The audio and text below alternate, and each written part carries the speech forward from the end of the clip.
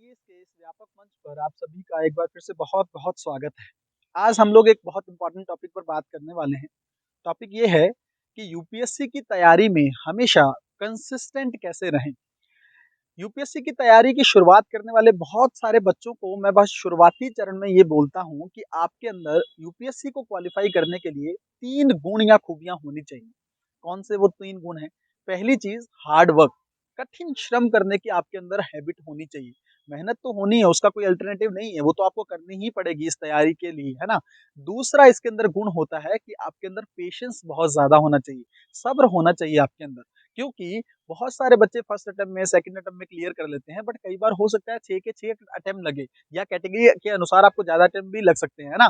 तो अगर आपको लंबे समय तक रुकना है ना? आपको पता है कि समय ज़्यादा लग सकता है, तो सब्र और पेशेंस तो आपके अंदर चाहिए ही। ये तो बहुत ज़्यादा इम्पोर्टेंट खूबी है। इसके साथ तीसरी और सबसे महत्वपूर्ण गुण उस कैंडिडेट में होना चाहिए, वो ये है कि आप लगातार कंसिस्टेंट रहें। मैं क्यों कहता हूँ कंसिस्टेंसी होनी चाहिए? देखिए, यूपीएससी का इतना वाइड सिलेबस है ना, इतना लेंथी सिलेबस है, प्रीलिम्स और मेंस का मिलाकर इवन इंटरव्यू को लेकर आपको कुछ काम करना पड़ता है ना? तो इतने सिलेबस को कंप्लीट करने के लिए क्या ऐसा हो सकता है कि हम किसी एक दिन पढ़ें और फिर उसके बाद छोड़ दें या फिर लगातार ना पढ़ें? आप इस चीज़ को ध्यान से समझिएगा। बहुत सारे बच्चे यूपीएससी में मेरी इस बात को अपनी तैयारी के साथ रिलेट कर पाएँगे। कैसे? आप में से बहुत सारे लोग ऐसे होंगे जो किसी दिन बहुत ज़्यादा जोश चढ़ता होगा या भावनात्मक इतना ज़्यादा मजबूत हो जाते होंगे कि आज तो बहुत अच्छे से पढ़ना है ना? या वो उस दिन लगभग 16-17 घंटे भी पढ़ लेते हैं उस दिन में और उसके बाद 1 हफ्ता उनकी पढ़ाई ब्रेक हो जाती है, छूट जाती है। या फिर हम लोग 1 हफ्ता लगातार अच्छे से पढ़ते हैं, उसके बाद ब्रेक हो जाता है हमारा, है ना?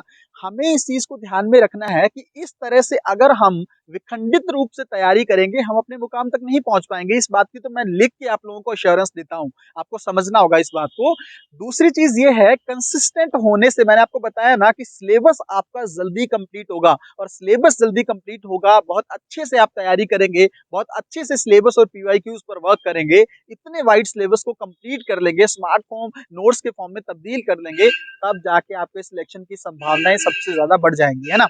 अब कंसिस्टेंट कैसे होना है, इस पर हमें बात करनी है। सबसे ज़्यादा इम्पोर्टेंट ये है कैसे नियमितता लाएँ अपनी तैयारी में। आप सबसे पहले एक मोटिवेशन का लेवल अपने अंदर लाएँ। जैसे मैंने शुरुआत में बोला था ना कि इरादा मजबूत होना चाहिए। अगर इरादा कमज़ोर है ना, तभी वो आपको पढ़ने नहीं दे रहा है। तब वो आपको 1 दिन पढ़ने दे रहा है, 2 दिन पढ़ने दे रहा है या किसी इंटरव्यू को देख लिया आपने, मोटिवेशनल स्पीच को देख लिया, उसके बाद आप बहुत ज़्यादा मोटिवेट हो गए और उस दिन पढ़ डाला, है ना? बहुत ज़्यादा। बट आपने बचपन में खरगोश और कछुए की कहानी सुनी होगी, है ना? क्या कहती है वो कहानी? उसका मोरल क्या था? खरगोश बहुत तेज़ी से भागता है, बहुत स्पीड से भागता है और उसके बाद जाकर सोचता है कि अभी तो कछुआ बहुत पीछे है, मैं रिलैक्स कर लेता हूँ। ये हमारे साथ भी होता है, किसी दिन आप 18 घंटे पढ़ लेंगे ना, तब लगेगा कि आज तो बहुत ज़्यादा पढ़ लिया, अब थोड़ा रिलैक्स कर लेते हैं ना? और धीरे-धीरे, धीमी गति से चलता हुआ कछुआ उस रेस को जीतता है, ये उस कहानी का हमने एंडिंग देखा था, है ना? उससे सीख ही यही मिली थी हमें बचपन में कि अगर जो भी काम करना है, जल्दबाज़ी से नहीं करना है, बहुत धैर्य से करना है और बहुत कंसिस्टेंट होके करना है। अगर आप एक चीज़ समझिए, कुछ भी चीज़ है, आप कई कई बार इतना बोल दिया जाता है कि आप अगर कोई वाहन चला रहे हैं, तो उसको धीमे गति से चलाएँ, है ना? क्योंकि दुर्घटना से देर भली ये भी बोला जाता है।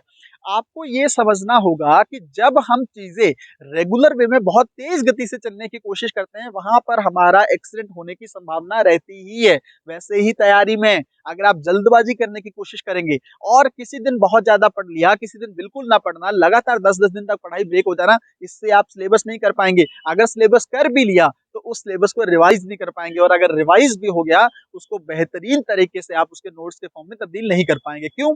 मैं ये बातें क्यों कह रहा हूँ? क्योंकि कंसिस्टेंसी इतनी ज़्यादा इम्पोर्टेंट है यूपीएससी में, क्योंकि इससे आप देखिए ना, अब जितने भी बच्चे हैं जो सेलेक्ट होते हैं, लगातार क्या बोलते हैं कि हमने पढ़ा कम घंटे, 6 घंटे पढ़ा, 8 घंटे पढ़ा, बट लगातार पढ़ा। है ना? इस चीज़ को देखिए, इससे क्या होगा ना कि जैसे मैंने आपको बोला ना कि धीरे चलोगे ना और बहुत सँभल कर चलोगे, बहुत अच्छे से करोगे, फाउंडेशन बिल्ड होगा।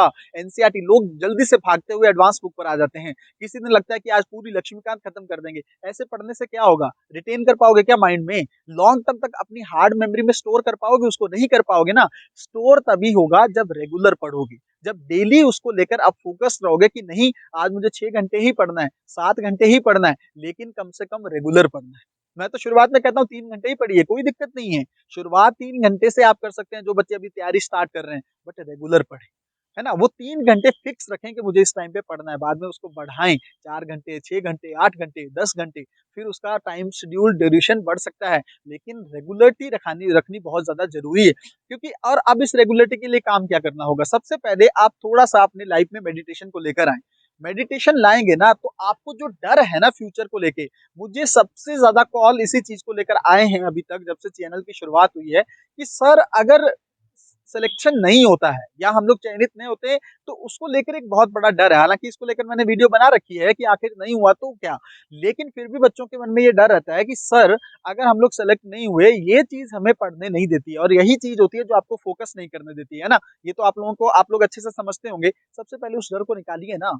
जब तक उस डर को रख के आपको फ़ायदा क्या होगा? नकारात्मकता आएगी उससे, आपकी तैयारी खराब होगी, उससे नेगेटिव एनर्जी आएगी, नेगेटिव वाइब्स आएँगी आपकी लाइफ़ में, आप फ़ोकस नहीं कर पाओगे।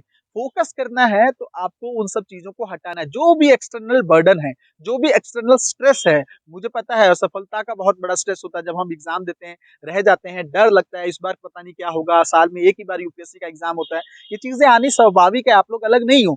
बट क्या इससे कोई फ़ायदा होगा इसको दिमाग में रखने से? नहीं पढ़ पाओगे ना।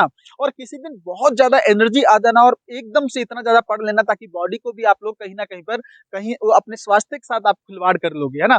बहुत ज़्यादा पढ़ोगे, नींद प्रॉपर अच्छे से नहीं ले पाओगे, थोड़ा बहुत वर्कआउट नहीं कर पाओगे, अच्छे से खाने-पीने पे ध्यान नहीं दे पाओगे, तो कैसे आप लोग पढ़ पाओगे? इसलिए एक बहुत ही बेहतरीन शेड्यूल रखिए 7 से 8 घंटे का और उसको रेगुलर पढ़ने की कोशिश करें और रेगुलर वो तभी आएगा जब तक आपका इरादा मज़बूत होगा। अगर इरादा मज़बूत है, अगर आप लोगों को पता है कि मुझे आईएएस ऑफ़िसर बनना है ना? किस इरादे से आप आए हैं? अगर तो आप सिर्फ़ प्रतिष्ठा को लेकर आए हैं, पैसे को लेकर आए हैं या पावर को लेकर आए हैं, तब आप ऑब्वियस सी बात है 4 दिन पढ़ेंगे, 10 दिन नहीं पढ़ेंगे।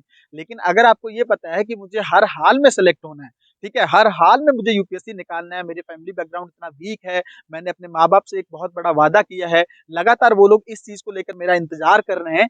ऐसी स्थिति जब आप लोगों की है ना, तब आप लोग कंसिस्टेंसी से नहीं भटक पाएँगे, है ना? फ़ोकस बनाकर रखना है। आप अपने आप अच्छा शुरुआत ऐसे कर सकते हैं आप, अपने मन को एक पॉज़िटिव मैसेज दीजिए कि चलिए मान लीजिए मुझे 3 घंटे पढ़ना है ना? मन को बोल दिया कि बाकी 24 एक 21 घंटे मैं फ्री हूँ, 3 घंटे मुझे पढ़ना है। उस 3 घंटे में कम से कम मन को फ़ोकस तो रखिए और फ़ोकस कहाँ से आता है? मेडिटेशन से। थोड़ा-सा कोशिश करें कि अपने जीवन में शुरुआत के सुबह के 10 से 15 मिनट आप थोड़ा बहुत वर्कआउट और मेडिटेशन कर लें, उसके बाद पढ़ने बैठें और इन नकारात्मक प्रवृत्तियों को या नकारात्मक विचारों को ध्यान से हटा दें, असफलता को लेकर या स्ट्रेस को लेकर, फैमिली को लेकर बहुत सारी चीज़ें उसको हटा दें और बहुत फ्री माइंड में ये सोच लें, मन को ये पॉज़िटिव मैसेज दें कि मुझे 3 घंटे ही पढ़ना है बस, उसके बाद तो मैं कुछ भी ध्यान दे सकता हूँ, है ना? शुरुआत ऐसे करें। जब ऐसे बोलेंगे ना तो मन को समझाना है, जैसे आप लोगों ने वीडियो देखी होगी ना मूवी थ्री इडियट वो क्या बोलते हैं ऑल इज़ वेल। दिल को ये समझाना है कि ठीक है हमारे पास 3 घंटे ही हैं, 3 घंटे हमें पढ़ना है, फ़ोकस करना है बट इस 3 घंटे में फ़ोकस नहीं डाइवर्ट होना चाहिए, मन को ये बात बोलनी है आपको। 3 घंटे आपको पूरा फ़ोकस बना के रखना है, ये मैसेज आपको अपने मन में देना है। जब 3 घंटे से शुरुआत करोगे ना, धीरे-धीरे फिर उसको 4 और 6 घंटे में तब्दील कर सकते हो, 8 घंटे में तब्दील कर लोगे। 8 घंटे फ़ोकस से पढ़ने वाला बच्चा, मुझे नहीं लगता यूपीएससी में फ़ेल हो सकता है। अगर फ़ोकस से पढ़ रहा है, अगर उसका फ़ोकस नहीं भटक रहा है और कंसिस्टेंट तरीके से पढ़ रहा है, डेली 8 घंटे वो उतना फ़ोकस बना पा रहा है। क्योंकि मन है ना, इसी को तो समझाना है कि हाँ 2 घंटे, 6 घंटे, 8 घंटे, जैसे ही ये समझने लग जाएगा, जैसे ये रेगुलर फॉर्म में आ जाएगा और मुझे इतना पता है कि जैसे मुझे अपनी तैयारी के दौरान जब आदत पड़ गई थी इस चीज़ की 12-12, 14-14 घंटे मैं कंसिस्टेंट होके पढ़ने की कोशिश करता था, बाद में अगर उतना आप नहीं पढ़ पाते हो ना तब आपका मन नहीं लगता है। अगर आप किसी दिन कहीं चले जाते हो किसी फैमिली फंक्शन में, तब आपके मन में वो ख़्यालात चलते रहते हैं कि आज मेरी पढ़ाई नहीं हुई है। ये सीरियस बच्चों की निशानी है।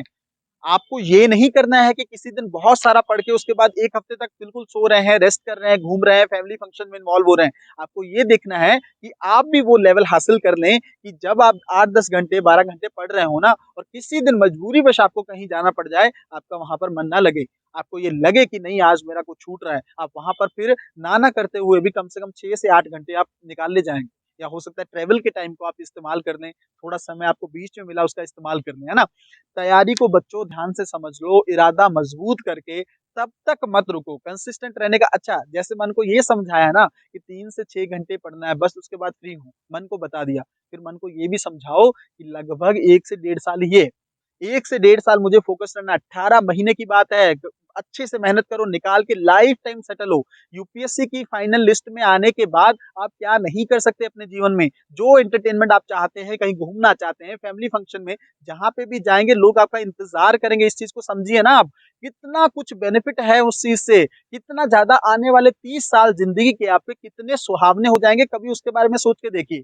फिर मन को ये समझा दीजिए कि लगभग डेढ़ से 2 साल है, मुझे कंसिस्टेंट रहना है। डेढ़ 2 साल से मुझे समय अगर नहीं बढ़ाना है, मुझे अपने आप को सिर्फ़ इतना समय मुझे पढ़ना है, यही बोलिए। जैसे हम छोटे टाइम में बच्चों को समझाते हैं ना कि बच्चे बस 1 महीने की बात है। 1 महीने तुम्हारे एग्ज़ाम फ्री हो जाएँगे, फिर तुम्हारे 3 महीने छुट्टियाँ हो जाएँगी, यही बोलते हैं बच्चों को। वैसे ही अपने आप को समझाना है क्योंकि मन जो है, वो कहीं न कहीं पर उसको उसी के तरीके से आप अगर समझाओगे, तो आपकी कंसिस्टेंसी ब्रेक नहीं होगी। मुझे लगता है इस टॉपिक को लेकर आप लोगों की समझ बहुत अच्छे से विकसित हो जानी चाहिए।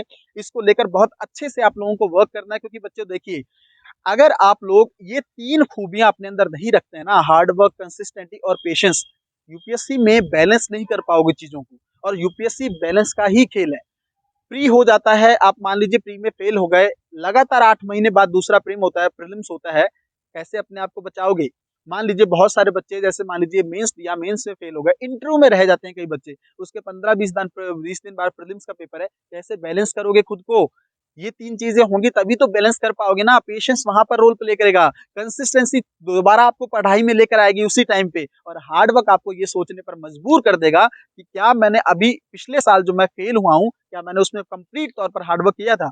नहीं किया था ना। तो इन 3 गुण जो हैं, इन 3 गुणों की अपनी ख़ासियत है, अपनी कहीं न कहीं पर उसकी एक एक रेलेवेंस है, एक इम्पोर्टेंस है। उस चीज़ को आपको समझना है, अपने जीवन में लागू करना है और सबसे ज़्यादा काम करना है कंसिस्टेंट होने पे। कंसिस्टेंट होने के मैंने कुछ तरीके आप लोगों को बताए हैं। अगर आप ये चीज़ें अपने जीवन में लागू करते हैं, मुझे लगता है आप लगातार रेगुलर रह सकते हैं और उन संगति से ऐसे बच्चों से दूर रहने की कोशिश करें, जो इस तरह की मानसिकता रखते हों, जो लगातार आपको बहुत ज़्यादा एक्स्ट्रा ऑर्डिनरी बर्डन आप पे डाल दें, ओवर बर्डन कर दें कि नहीं 18 घंटे ही पढ़ना है, 20 घंटे ही पढ़ना है, इससे आप एक बहुत अच्छा टाइम शेड्यूल नहीं बना पाएँगे। आपका शारीरिक तौर पर आप कमज़ोर होते चले जाएँगे और शारीरिक रूप से स्वस्थ होना यूपीएससी में उतना ही ज़्यादा इम्पोर्टेंट है, पता है क्यों? क्योंकि मेंस में लगभग 9 पेपर होते हैं। अगर आपका शरीर उस समय पर साथ नहीं दिया ना, आपकी तैयारी का कोई फ़ायदा नहीं है। है ना? तैयारी का कोई फ़ायदा है क्या अगर आप मेंस नहीं अच्छे से लिख पाएँगे और शरीर बेहतर है, तो हो सकता है मेंस में आप कम भी प्रिपेयर हो, दिमाग अगर स्वस्थ है, बहुत अच्छे तरीके से आप नींद ले रहे हैं, तो 2-4 पॉइंट हो सकता है एक्स्ट्रा दे दे वो आपको, है ना? तो ये छोटी-छोटी चीज़ें हैं जो यूपीएससी में आपको ध्यान में रखनी है।